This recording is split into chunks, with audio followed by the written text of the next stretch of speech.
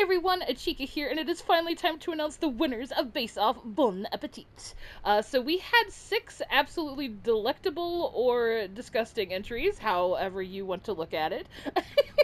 Which is great because that meant that there was a vast array of different theming, which there was. I did have a little bit, I was a bit concerned because there's always a lot of, like, there's already a lot of pub furniture and restaurant furniture, like, in the game, and it's in kind of a smaller quantity, so I didn't know what to expect. I thought maybe there might be a few, like, repeat themes possibly for bases, but all 6 of the entries were so vastly different and creative and told their own story and used items in very ingenious and wonderful ways that it was an absolutely delightful night of bases. The VODs are still up if you guys want to go check them out. I'll also be featuring 3 of them, of course, in rapid succession here on the channel, the 3 winners of the contest. But like, I would highly suggest going to check out this Base Off. It was a really fun one and lots of really cool entries. So, and again, we had like a wide theme, like somewhere wonderful like fantasy epics of delicious, yummy, scrumptious food, and then some were just like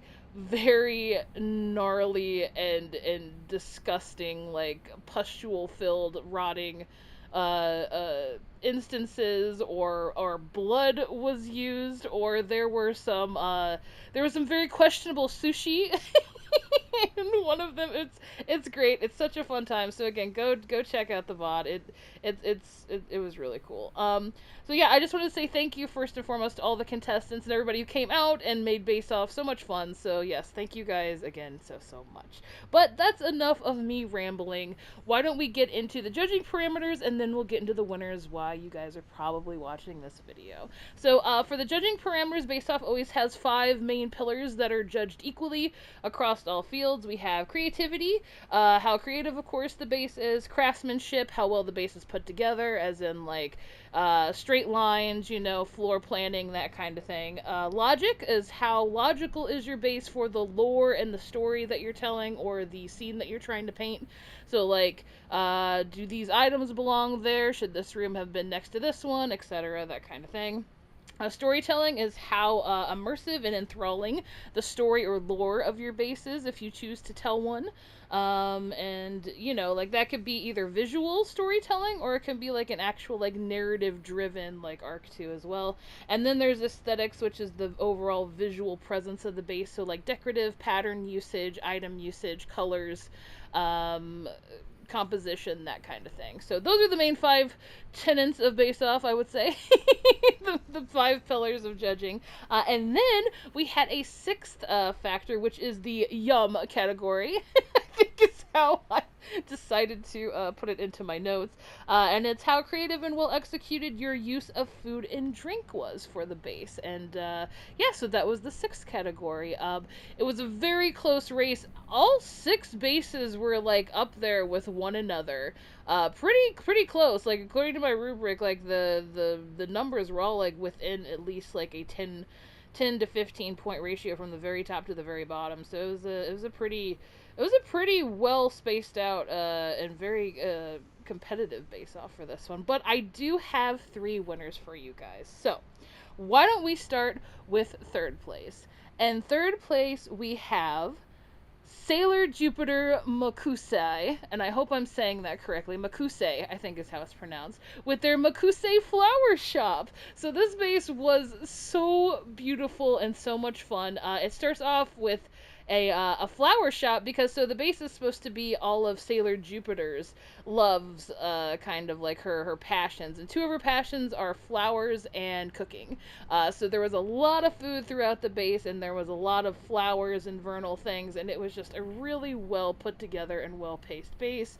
So much fun stuff. So the flower shop was very gorgeous, but the food aspects were so wonderful. There was a little street side cafe with cakes and teas and all this good stuff, and then there was a burger shop, there was a kitchen, there was like a whole party to where the Sailor Scouts had come to have like this huge like dining feast, like a sleepover kind of situation, like in the common room area, and it was just a really well put together base, and just like wonderfully paced out, very beautiful. Lots of lightning motifs too, because Sailor Jupiter's I think element is lightning, if I'm not mistaken, from the show.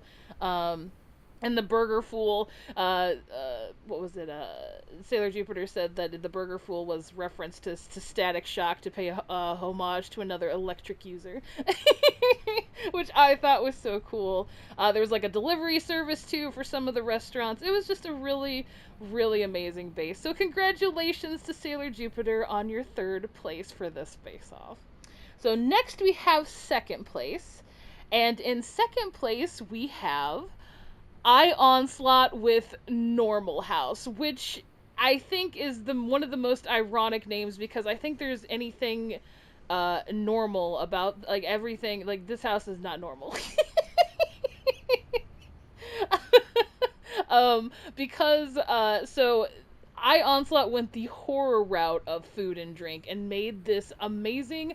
I don't know if it's a vampire or if it's a cultist themed base because the main food element is blood and an enchanted brewery. So we had a bar on the left-hand side of the manor theme that was absolutely wonderfully pieced together too, with both all kinds of mystical and archaic and very demonic looking furniture. The bar was actually on fire using the Etrigan doors, which was so cool. So yeah, you had all these enchanted like liquors and beers and brews and ales and potions of all kinds on one side. So you had like this very like mystical like Oblivion bar, but if the Oblivion bar was like in hell. Very malevolent vibe to it. And then you go to the right side and you have a banquet hall that is filled with floating candles, starry lights, so many orbs and sparkles and mystical things, as well as occult relics and objects and all kinds of blood. It was definitely a blood sacrifice area, and it definitely aided to the story of like blood rituals and consuming of blood. So that's why I think it's kind of like a vampire kind of motif to it, or that's the vibe I got, but it could also be like a cultist, like cannibal vibe as well. It was a wonderfully horrific and disgusting romp. But so well done. The colors were beautiful. The aesthetic of the whole base was wonderful, and it was just like a very well curated and combined effort of composition too. Like throughout, it's like a very cohesive base, and just really, really well executed. The vibe of the base was both terrifying and like awe-inspiring for how like epic it was. So it kind of had like that Bram Stoker's Dracula vibe, you know, like where it was just like very creepy, but also like you're in this like cathedral with these high ceilings and all these lights and like these candles flickering and ancient like or archaic artwork and lights everywhere. It's a very well done base. So again, that is our second place winner, I Onslaught with Normal House. So congrats, I Onslaught, for your second placing. And now for the last, we have our first place winner, which this base really blew me away. I think this was one of the most, like, this is one of the most creative bases, I think, that I've ever seen in a base-off. It's up there with quite a few others, but this one, like, really, like, knocked my socks off. And that is Frostwing with Frosting Queen.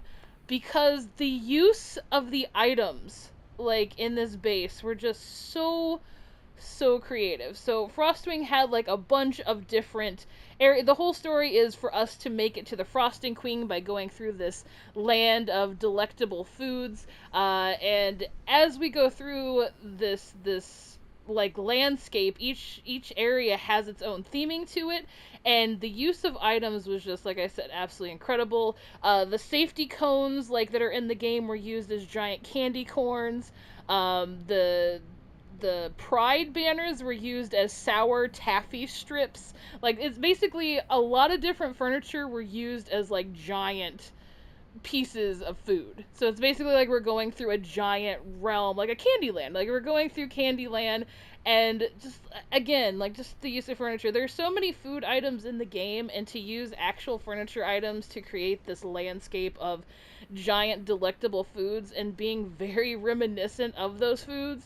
Like the s'more area was just amazing. The ottomans that were used for the marshmallows and the dirt piles that were used for like the charring and the chocolate and the the sheets of wood for the graham cracker. It was just all so very good. And then the cookie, when I went downstairs, you got this this aerial view of the ground and its sand piles with little like mounds of dirt on top of it, but it resembled a chocolate chip cookie. Like you had like a cookie flooring. It was just so well done. Like the creativity was just through the roof with that base, and it was absolutely incredible. So it definitely deserved to be the first place winner. So congratulations so much to Frostwing on your first place victory, and congrats to all the winners, and just congrats to all the contestants, because like I said, this base off was just, you could have definitely gone a very like narrow, like, you know,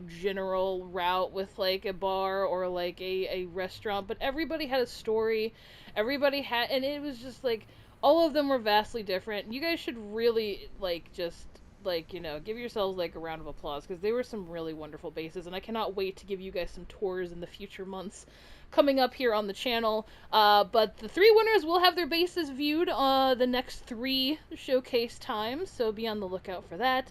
And the other 3 will be like throughout the year. And again, if you are going to tear down or you're going to like move your base or do any kind of remodeling, let me know ahead of time, because I could always film in advance. So just give me the heads up on that.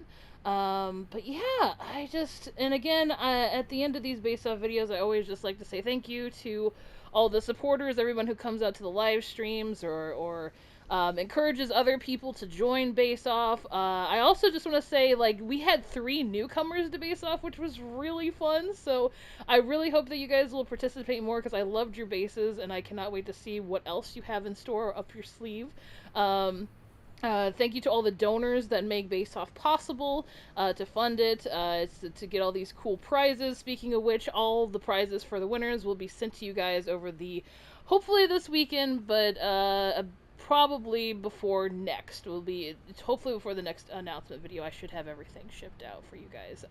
So be on the lookout for that. But yeah, thank you to all the supporters for helping make Base Off happen. And then again, the contestants, of course, just like I said, in general, just competing in Base Off, I always treat Base Off as if it's like a celebration of bases rather than a contest. And again, you guys for this one really knocked it out of the park. So thank you so much for entering and letting us check out your absolutely wonderful base creations. I think that's about it. So stay tuned for next Friday. I do have another announcement video for Base Off. Things are going to get a bit well, I think if you know Base Off, I think you guys already know what's coming, but if not, I think you guys will be pleasantly surprised, or at least a little bit afraid of what's going to happen. So stay tuned for next Friday, for that announcement video, and yeah, I think that's about it. So again, thank you so much to all our contestants. Congratulations to all our winners. And thank you to all our supporters and donors. I hope you guys have a great rest of your day, and I will catch you in the next one. Take care, everybody.